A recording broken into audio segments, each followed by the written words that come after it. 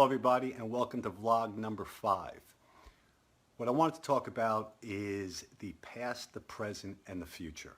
Is there actually a correlation between the past, the present, and the future? A lot of us look at the past with nostalgia. Now nostalgia can be good, nostalgia can be bad.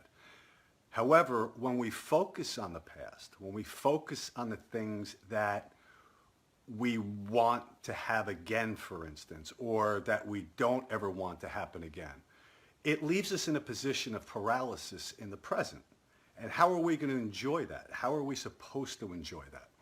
To give you an example, I myself experienced it today. That's why I want to talk about this. Hey, Christopher. Hey, Alyssa. Hey, Lauren. Hey, Riddick Bowe. We got Riddick Bowe on, the champ. That's awesome. Thank you, Riddick. So the past, the present, and the future is what we're talking about. And it's nostalgia. Nostalgia can take you back, but it can also paralyze your present. So when I think about it, I think about way back to 1982. And I'm going to be very vulnerable here. I'm going to share with you. When my brother and I were in the accident, my brother passed away. I lived. I flew through the windshield. But I kept thinking to myself, hey, Steve, I kept thinking to myself, what if my eyes were open? If my eyes were open, could I have saved my brother's life? And I tortured myself with that for years. And any of you, a lot of you are watching know the story, but a lot of you are also going to know that I tortured myself. And I tortured myself through high school, and I tortured, hey, Frank, and I tortured myself through college because if my eyes were open, would my brother still be alive? Now, it may sound ridiculous. Hey, Lisa. But then again, you look at, so it's not just bad things, but it's also good things. So I think about when my children were born, in 1999, 2001, and 2003, 3 beautiful daughters born. And then I watched them grow up, and I think about the past, and I said, I wish they were young again.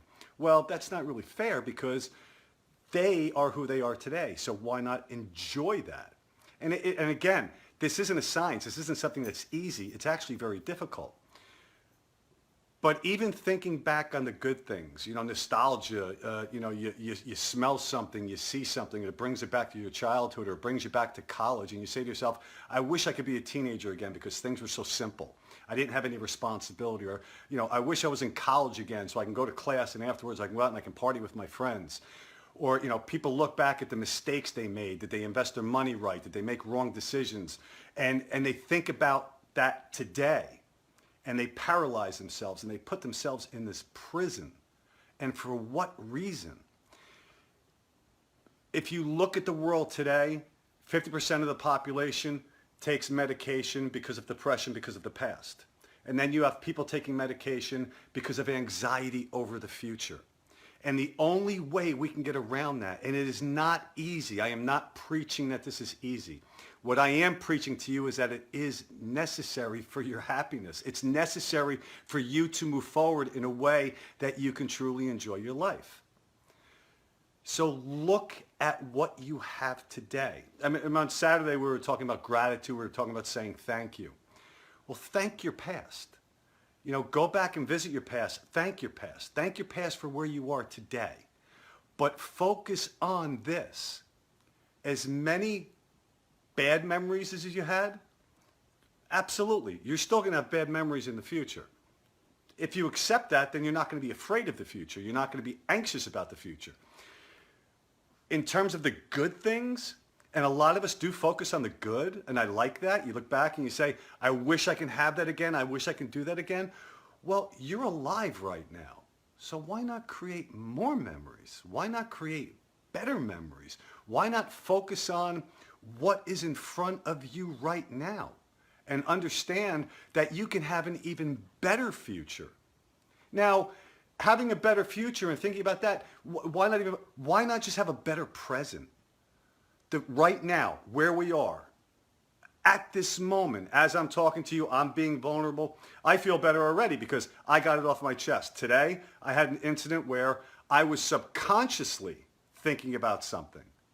And I was at work and I ran home to get something. I forgot. My wife said to me, what's wrong? And I said, nothing's wrong. But then I got in my car and I realized, wow, there is something wrong. And I brought that thought to my frontal cortex and I immediately called someone and I said, let's focus on something because I want to stay in the present. I don't want to remain in the past. I don't want to be a prisoner of the past. And that changed my whole day. It changed the way it was because then I started focusing on the present now. And that's why I'm talking about this to you right now. Hey, Howard, how are you? So the past, a lot has happened to all of us in the past, good and bad. But we have to remember, if we want something that's so precious, then we have to focus on right now. You want a different lifestyle, you want a different job, don't focus on the mistakes you made. I mean, I look at my career and I say to myself, when I was going through my very tough point in life, 2003 and 2010, that was the apex of my career. I mean, the most fun, the most entrepreneurial, the most successful. Hey, Kim, how are you? The most successful. But then I realized, you know what? I can make that better. And I'm going to make it better because that is who I've become by going through and struggling with the decisions I made in my life. But don't beat yourself up. Don't be a prisoner by beating yourself up for anything that you did in the past. You must enjoy the present. Because if you're enjoying the present, you're going to have somewhat of a wonderful future. Because if you're focusing on the present, you're going to make sure you're doing the things. Now, I'm not saying never to go back to the past, because I will never forget. It was like yesterday, and I think I said this in a Facebook Live last summer. But last summer I was watching a show on Hallmark, and you can judge me. I love the Hallmark Channel. It's very positive. But I remember the matriarch of this family said, the past is a great place to visit. It's a horrible place to live. And it truly is. If you're living in the past, what are you doing today? If you're living in the past, where is your mindset? Your mindset isn't focused on the moment. It's not focused on your family, your friends, everything you're looking to build, everything that you're trying to amplify your life with. You're back there. You don't belong there. And even with the good stuff, like I said, the nostalgia, there's a Will Smith song I loved. I can't remember what year it came out. I think my sister Elise is on this live. She'll know. Will Smith, Summertime. And he said, the smell of the grill can spark up nostalgia. That's bringing you to the past. I know when I smell a grill, I think about when I was younger and I was with my family, and and why not just create that with your family and create that now?